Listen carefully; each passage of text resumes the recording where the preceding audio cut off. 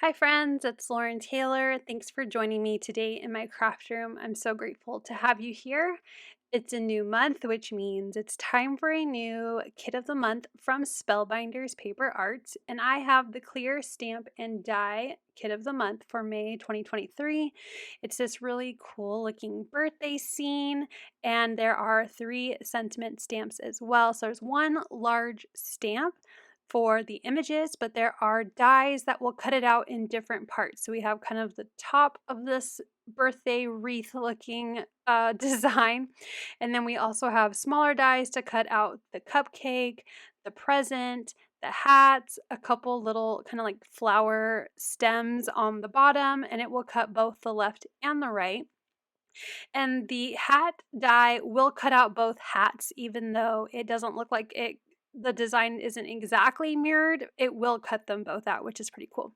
And I love that the sentiments all have their own dies as well. I love the bubble cut look of dies around sentiments, so super excited for that for this month.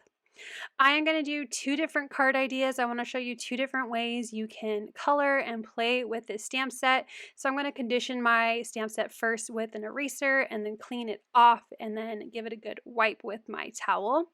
And I'm going to stamp with an alcohol-friendly black ink, and I'm using some alcohol-friendly white cardstock, and I went ahead and stamped it twice, and I'm stamping quite aggressively. I'm so sorry for the shaking, but because I was stamping such a large detailed stamp, I wanted to make sure I really got it. Same here when I was using some embossing ink. I was going really hard at it, so apologies again for the shaking.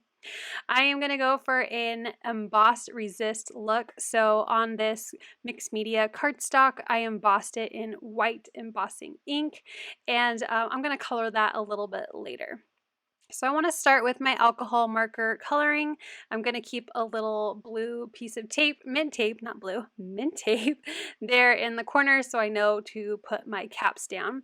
And I'm coloring all of the leaves on this design with 2 tones. I have G3 and G140, and that will be all of the green on both images. Now I don't end up using all of the colored images on the card, but at the time I wasn't sure exactly what I was going to do, so I'm coloring everything, but make sure if you're going to die cut it out, you don't need to color all parts of the image.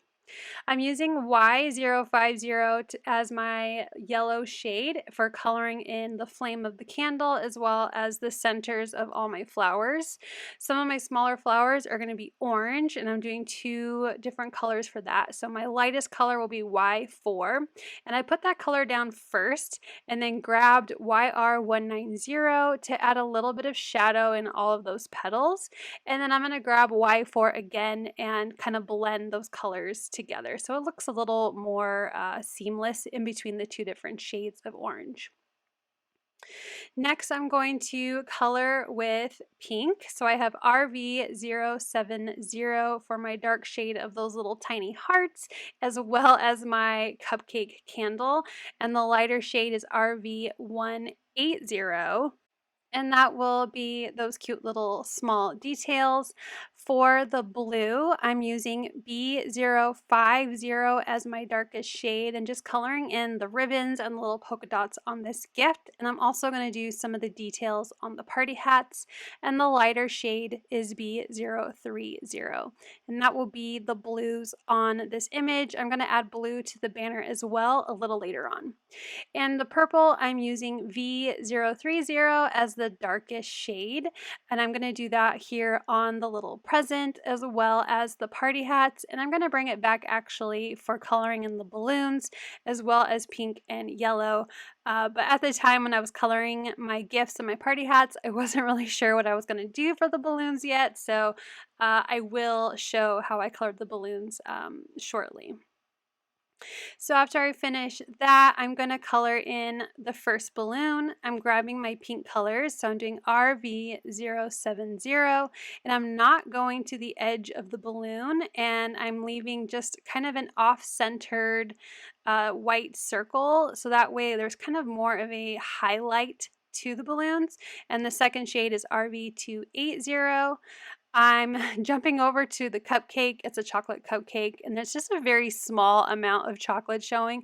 So I just use one shade of brown, which was Y12. And then I wanted kind of a buttercream frosting. So I'm using YR212 and my blender to just kind of have a light, kind of off-white color for the frosting. For the second balloon, I'm going to do yellow, so I'm starting off with Y050, and I'm even going to kind of color where the balloon should be behind the pink balloon, because I want these balloons to look translucent. And then I colored in the rest of the balloon with Y030, and then for the purple balloon, I'm repeating that same kind of color even though the yellow balloon is overlapping, and the two colors again are V030 and V020. And again, I did use some yellow, pink, and blue in other spots, but it's the same color combinations that I did throughout the rest of my coloring. So I set those aside, and I'm going to move into coloring my embossed images. I have kind of my go-to one of my go-to favorite rainbow kind of order of colors. I have Squeeze Lemonade, which is more towards the center top of my image. Saltwater Taffy will be the very top of my image, and I'm going to overlap the yellow just a little bit to create a better kind of orange color for those two to blend together. I have Twisted Citron for my green and third color that will overlap with the yellow a little bit. And finally, I will bring in Salvage Patina as my bottom color, my last color, the blue color. And I'm going to blend that just at the bottom of my image. And I'm going to bring that into the green as well to kind of create a nice transition between those two colors. So going back and forth until I'm happy with my blend. And then I will repeat the same color scheme in the same order on my second embossed image. To lift up some of the ink that I have over the white embossing, I'm just grabbing my cloth and kind of lightly rubbing off that ink so that white embossing powder really pops off the background and creates that emboss resist look. I grabbed some metallic watercolors, and I originally started with this kind of lighter champagne gold color, and it does look very pretty, but I wanted something a little more bold gold, so I moved over to a darker shade and splattered that onto these backgrounds. I'm going to set that aside to dry, and I'm going to actually use that same gold color to paint over my embossed sentiments, so that way it also kind of has that emboss resist look, but instead of Distress Oxide, it has this metallic gold color, and I just think it looks so pretty. It doesn't photograph the very best, but when you see it in person, it's so beautiful. I just love the pop of gold and then that white sentiment like peeking through. So I'll set that aside to dry as well. So while that's drying, I'm going to start die cutting. I was going to use my yellow tape, but I realized I needed a lot of pieces. So I grabbed my 4-inch roll of mint tape, and I'm just going to rip it up so that way I have lots of pieces to be able to hold all of these different dies on my image.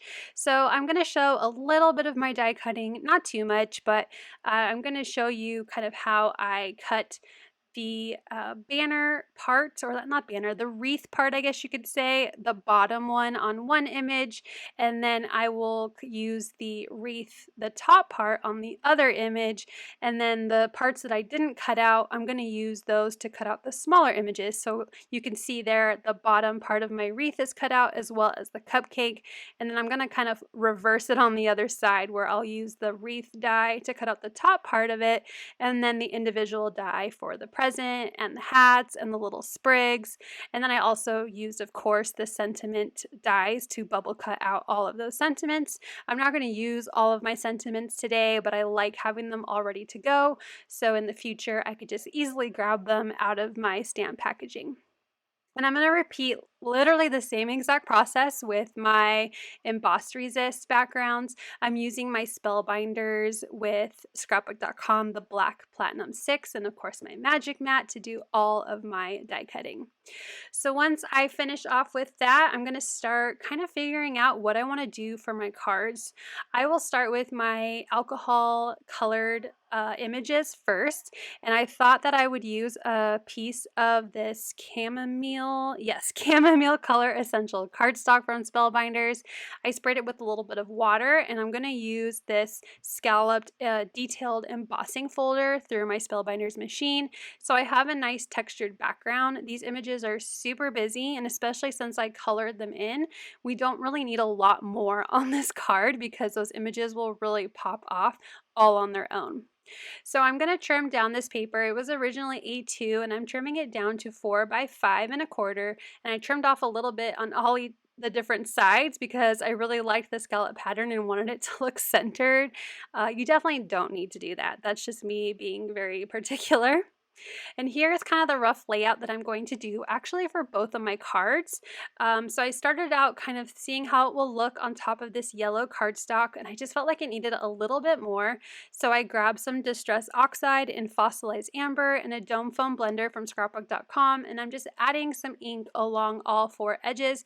And I think having that kind of darker feel to the edge, kind of a vignette look, is really going to step up this background and just really make it look more distressed, I guess, right? Distress oxide on the back of my images.